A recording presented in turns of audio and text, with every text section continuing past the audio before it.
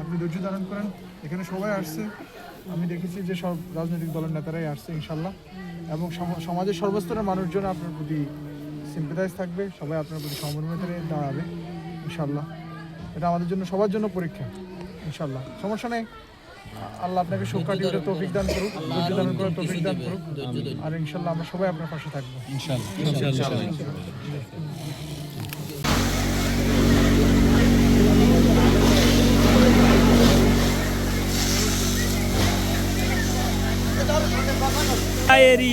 উদয়পুরি যেন ভয়াবহ আগুন লাগছে। হ্যাঁ রিপুন ভাই আছে, আছে লগে আছে। এর আমরা ওয়াবদার উপরে, ওয়াবদার উপরে, ওয়াবদার উপরে।